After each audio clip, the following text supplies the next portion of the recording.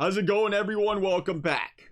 Hopefully everybody's enjoying their Cincinnati Bengals victory Sunday for the second straight week in playoffs here after beating the Titans. The Titans, who, by the way, you may have heard about it, dropped Joe Burrow 9 times this game. 9 sacks. 11 if you want to count the 2 where the play was called, the delayed game came in late, or the one where Zach Taylor called that timeout. He was sacked 11 times, technically. You want to throw those on it. The point being, Joe Burrow was getting mauled back there in this game. Bengals still found a way to win a football game, which is amazing, but it really raised the question of, what do you do with this offensive line? It's playoffs. You don't want to switch things up if you don't have to, but sometimes you question, is maybe throwing a Carmen in there or shuffling up some pieces on his offensive line a better option? Could things get much worse, if you will? And looking at it from that perspective, I think what's really been a lot of the problem this year with the Bengals offensive line that really glares, they have struggled, is missed miscommunications or missed assignments. We've seen it again this game where Simmons? Was it Simmons?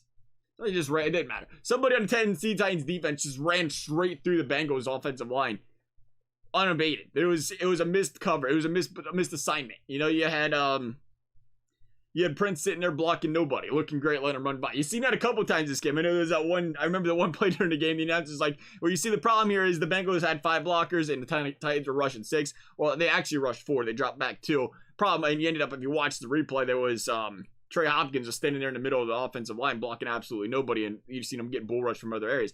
It's a chemistry thing. That's what that is. It's a chemistry thing between an offensive line and a coaching thing where they kind of have to really work on those assignments. It's one thing if you're getting cleanly beaten time in and time again off your blocks. It's another thing if it's just completely blown coverages. And we've seen that a lot this year. That's something where I think changing the offensive line, it's not going to improve. It might just make it worse because, again, you're trying to rework in the chemistry with that new piece or the guys that's shuffling around to that offensive line. So I do think from that perspective, you don't change anything.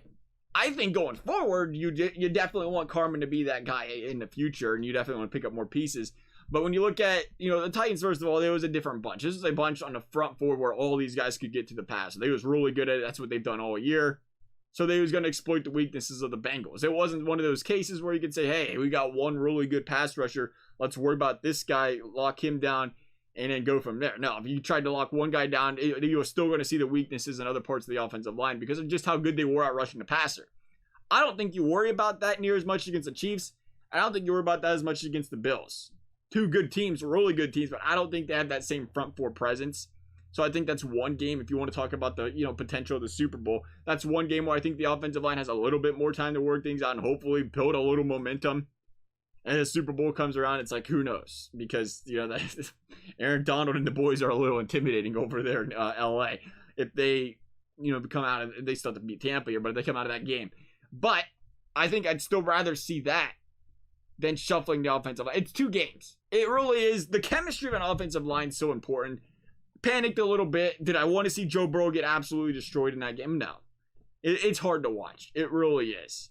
But I think there's ways they can chip guys. They can work other players in there. Get the running back involved in pass protection as much as possible is what helped Joe Burrow back there. And you just got to work with it. We knew it going into this year when they took Chase over Sewell. That was going to be a big, big focal point of this team. And again, there's no secret about it. They need to go after offensive line in the offseason here.